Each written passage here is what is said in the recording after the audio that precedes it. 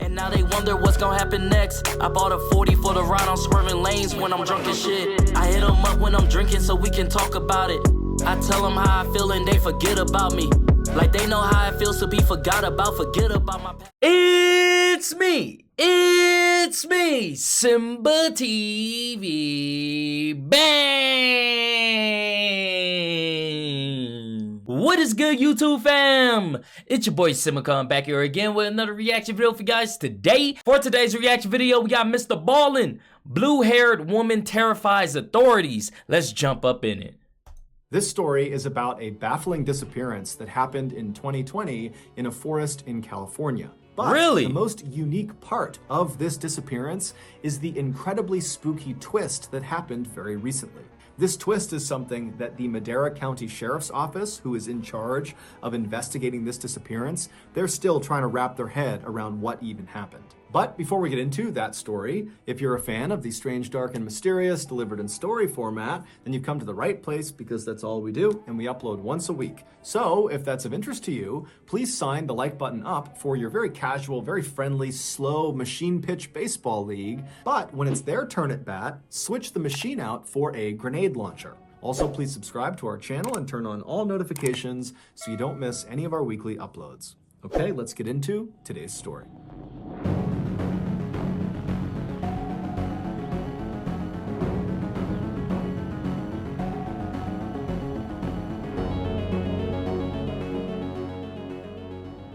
On March 11th, 2020, the World Health Organization declared that the COVID-19 outbreak was so bad that it had become a global pandemic, which meant this new highly infectious disease had spread virtually everywhere on the planet. And so around the time this global pandemic announcement was made, governments around the world began instructing their citizens to stay home and avoid all physical contact with other people outside of the people that you lived with. The idea being these quarantine measures would help stop the spread of the virus. Initially, world leaders and citizens believed these quarantine measures would have a dramatic impact and it would stop the spread, and before long, COVID would be under control and life would just kind of magically go back to normal. But unfortunately, that is not what happened. By June, so 3 months into the global pandemic, positive COVID cases were only going up, not down. And so it was around that point in June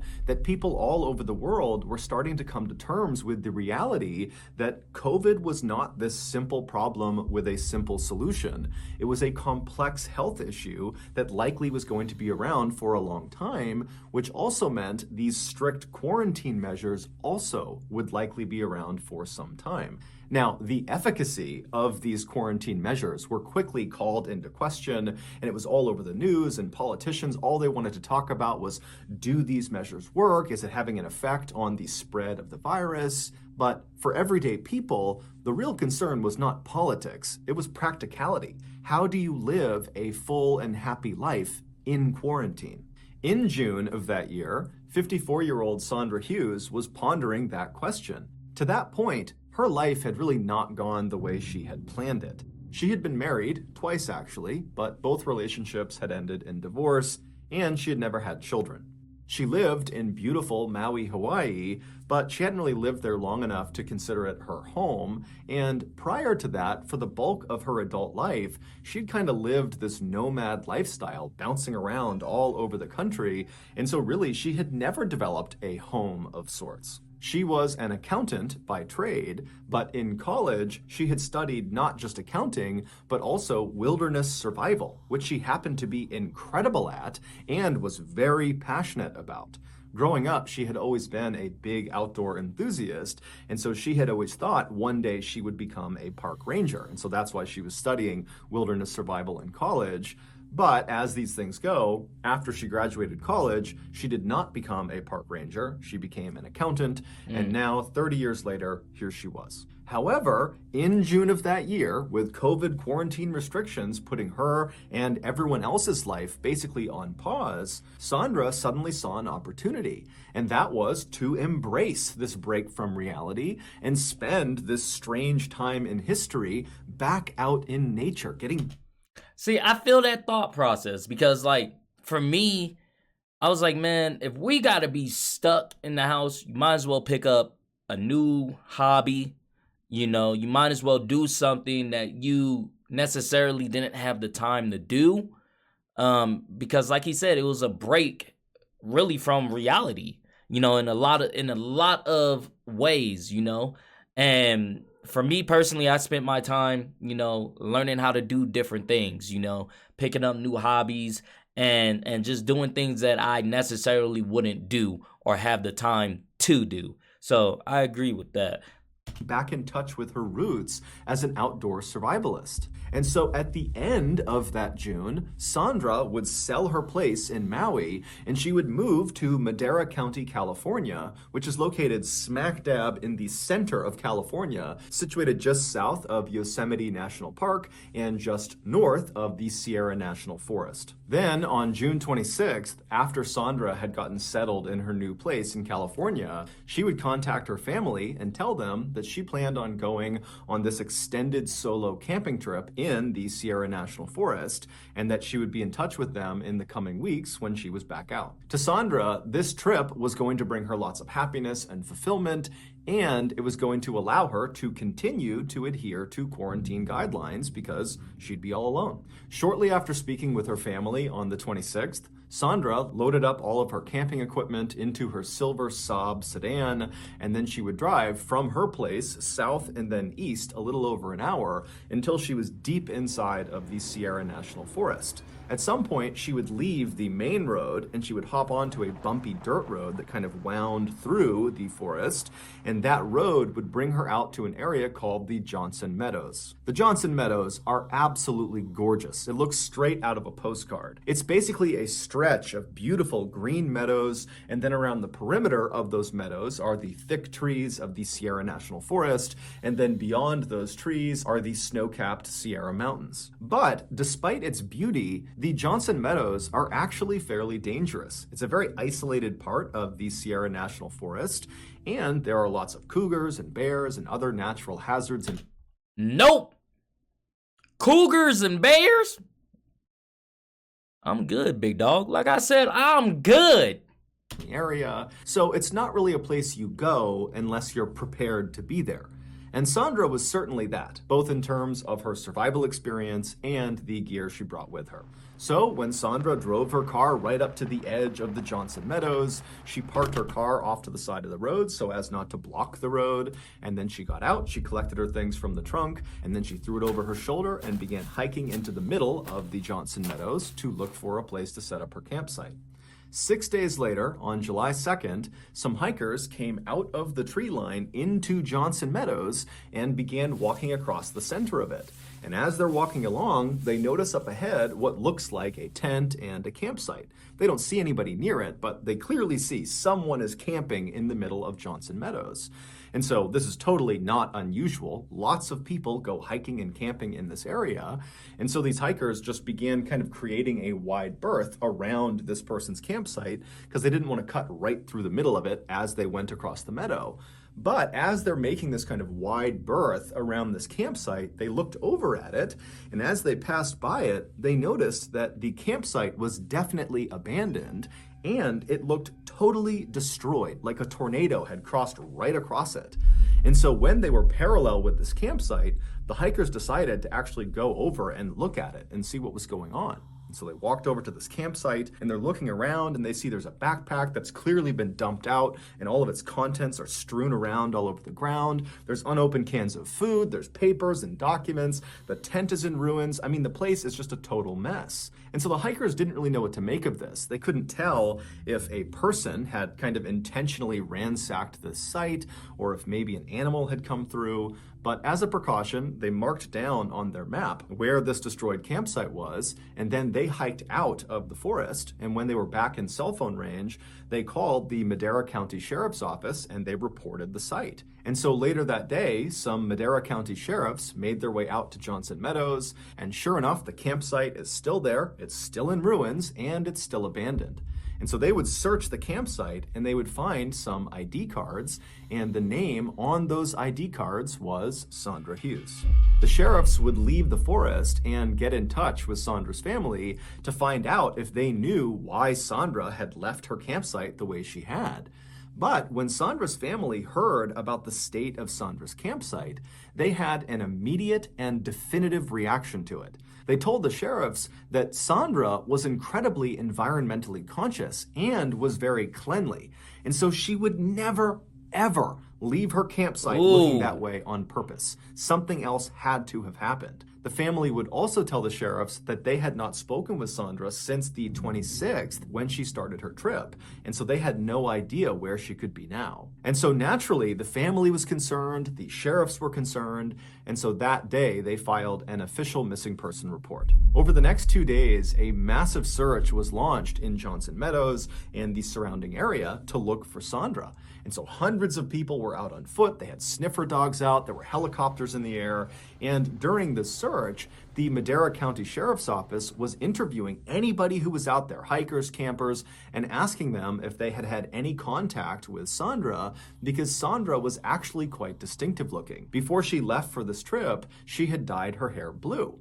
But unfortunately, no one had seen Sandra, and despite this massive search effort over these first 2 days, nothing new was discovered that could lead authorities to where she had gone. But then on July 4th, so 2 days into her disappearance, Sandra Hughes was spotted.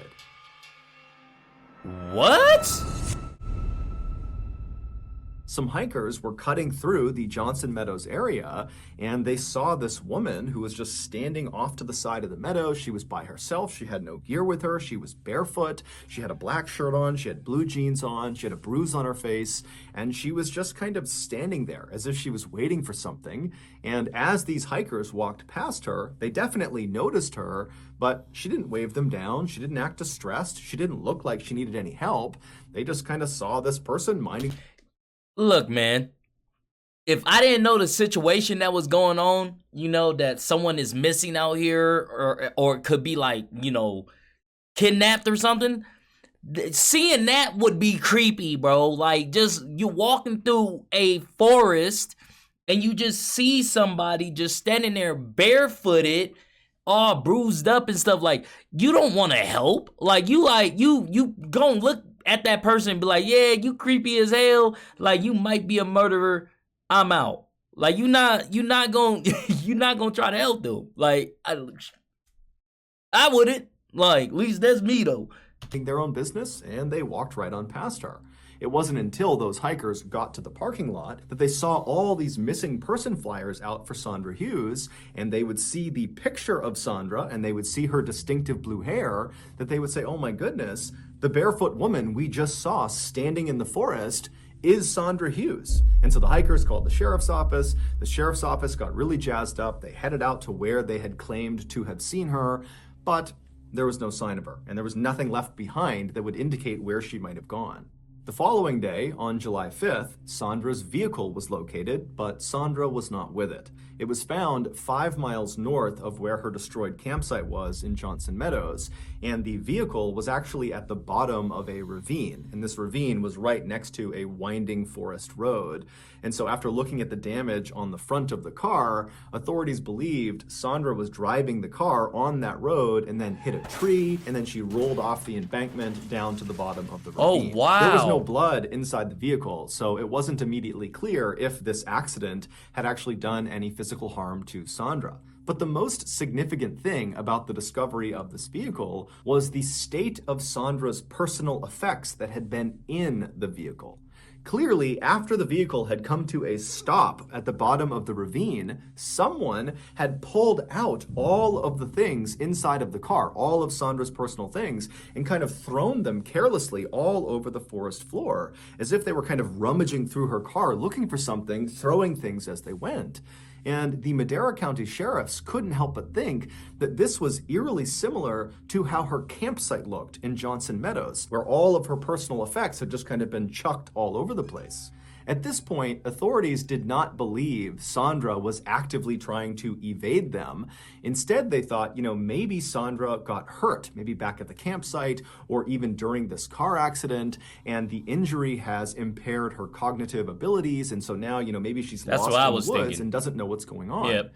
There was some discussion about foul play maybe being involved, but that was largely discounted. And so a decision was made to just leave her vehicle where it was at the bottom of the ravine, thinking, maybe Sandra is going to come back to this vehicle, and maybe that's why all these things have been strewn around, because she's coming back and looking for something. And so authorities left a note in the window of her vehicle that said, hey, Sandra, we're looking for you. Please call this number if you see this. And then at the bottom of this note, it said, your family really misses you. The search for Sandra would continue over the next several days with a new focus around the area where the car had been found, but nothing new was discovered. Then, on the evening of July 12th, so 1 week after the vehicle was discovered, a team of searchers had made their way 2.5 miles north of the vehicle, and they were actually inside of Yosemite National Park. They were barely inside, and they were right up along this lake called the Spotted Lake. Now, this is an area that's very difficult to get to. There are no main roads that get there. There are no main trails that get there. And so the searchers, they're up in this very rugged part of Yosemite, and as they're walking along with their flashlights out, they see a sleeping bag, and it's laying out right in the middle of the ground, in the middle of nowhere, and it looks like it's been used recently, and it would turn out that sleeping bag was Sandra's. But What? again, when they brought all the searchers out to that area and they searched all around the Spotted Lake and all over this area, there was no sign of Sandra. At this point, authorities were totally baffled. On a map, Johnson Meadows, where her first campsite was, then her vehicle, and then this sleeping bag were all more or less in a straight line going south to north. It was almost like Sandra, from the day she went missing, had just begun slowly working her way to the north, but she was doing it without any equipment and most likely barefoot in an area that was steep and rugged and dangerous and full That's of cougars crazy. and bears. And so authorities knew if they didn't find her soon, even if she was doing this on purpose, she was likely going to succumb to the elements. The search for Sandra would continue for another week after the discovery of her sleeping bag, but by that time, by July 20th, there hadn't been any new developments. No one had seen Sandra, there were no new leads, and so unfortunately, the authorities had to scale back their search. About 3 weeks later, on August 9th, 2 hunters were driving down this very desolate forest road, located several miles to the east of where Sandra's car had been found. And as they're driving along, they turn this corner, and as soon as they do, they look up ahead and they see there's this woman. Now, she's not standing on the road or even right next to the road. She's kind of tucked up a ways on this hillside in the trees, and she's leaning up against a tree. And so the hunters are looking at her and they're seeing that she's got no equipment with her. There's no backpack, there's nothing, no tent, and there's no other people anywhere. I mean, they're in a very isolated part of this forest, and it's odd to see people here to begin with, let alone this woman who's just kind of casually standing up against a tree. And so the hunters, they're like, okay, let's drive up and see if she needs something. And so they pull up right up alongside her. She's still, 10, 15 feet away from them, tucked up in the trees. And so they roll their windows down and they're looking up at her, trying to kind of flag her and get her attention. But the woman is not paying attention to them at all. She just continues to prop herself up against this tree and just kind of stares off into the distance. And so the hunters, they're looking up at her thinking, what's going on with this woman? And they kind of called out to her. They tried to wave her down, but there was nothing. There was no interactions with them. And so ultimately the hunters thought, okay, well, we don't know what this woman's doing, but it seems like she's here on purpose and she doesn't seem like she's in distress. She doesn't look hurt. And so they just decided to carry on. And so they drove off, and then later that day, they would see one of the missing person flyers for Sandra Hughes, and they saw the blue hair in the picture, and they were like, oh my goodness, the woman we saw standing up against the tree in the middle of the forest was that woman, Sandra Hughes. The hunters would contact the Madera County Sheriff's Office. The fact that she's surviving with no shoes on, no gear, in this forest like this is just kudos to her. She sounded like she was the GOAT with this camping stuff, because what? What? And report the sighting, and they would describe Sandra as looking slightly thinner than the picture of her on her missing person flyer, and they would also say she was wearing overalls and a floral t-shirt, which was interesting to sheriffs because the last time Sandra was sighted, which was on July 4th, when those hikers had seen her barefoot with a bruise on her face near Johnson Meadows, she had been wearing a black shirt and blue jeans. And so clearly she had changed her outfit, but that didn't really make any sense because she had left all of her things at the campsite and her car. What? And so the whole situation was just totally weird to the sheriffs. But regardless, they headed out to that road where the hunters had seen Sandra, but like always, Sandra was not there, and there was no sign she had ever been there. After this, Sandra's case went cold, and so authorities and her family began to brace for the reality that they likely would never see her again. Wow. But there was one more terrifying twist coming. A year later, on Wednesday, July 21st, 2021, Jake Gorba, his wife Victoria, and their 3 young children were driving in Jake's off-roading vehicle up the steep forest road in the middle of Sierra National Forest on their way to the top of Shut-Eye Peak. Shut-Eye Peak is a mountain in the Sierra National Forest with stunning panoramic views from the top, and it's located about 5 miles to the south of Johnson Meadows, where Sandra's first campsite was discovered. So Jake and his family, they're driving their way up this long, bumpy, winding forest road, making their way towards the top of Shut-Eye Peak. And when they get about halfway, the kids in the back start complaining that they're hungry. And so Jake and Victoria, they decide, you know what, let's just pull over at the next natural stopping point and we'll have a quick lunch and then we'll continue on the rest of the way. And as luck would have it, the road they were on would actually level off and lead them to this kind of short, flat section of the mountain. And in this flat section was this beautiful little meadow that butted up against some trees. And so Jake and his wife thought this is a great place to stop and have a little picnic. And so he pulled his truck over on the side of the road, he parked it, he turned the engine off, and then as Jake and his wife are kind of gathering up their things before they get out of the vehicle to go prepare this picnic lunch, they hear their 3-year-old son, named Caden, who's in the back seat right near a window, start talking. And so Jake and Victoria instinctively turned around to see who Caden was talking to, and they saw Caden was not talking to himself, he was not talking to his siblings, he was turned and looking out his open window, looking across this small meadow into the forest, engaged in some sort of intense conversation with somebody outside. Oh, hell Jake no. and Victoria, they see their son, and they look out the window in the direction he's looking and talking, and they don't see anyone. And so Victoria, she looks at her son and goes, Caden, who are you talking to? And what he would say to her would send goosebumps all over her body.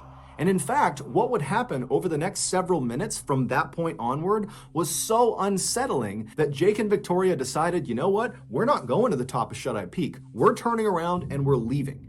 And so they would speed out of the forest and they would get back home. And that night, Victoria would make a Facebook post about what her son said and this terrifying ordeal they experienced on Shut-Eye Peak, and she would post it. And that night, the Madera County Sheriff's Office would reach out to Victoria via a Facebook message, and they would tell her, hey, we saw your post. Can we please speak to you and your son? And so the next day, the sheriffs met up with the Gorba family, and after speaking with Caden and hearing what he had to say, they would leave that exchange just as unsettled as Caden's parents. The day before, when Victoria turned... I don't know if I want to hear what he said. Like, I'm getting freaked out, and I don't even know yet.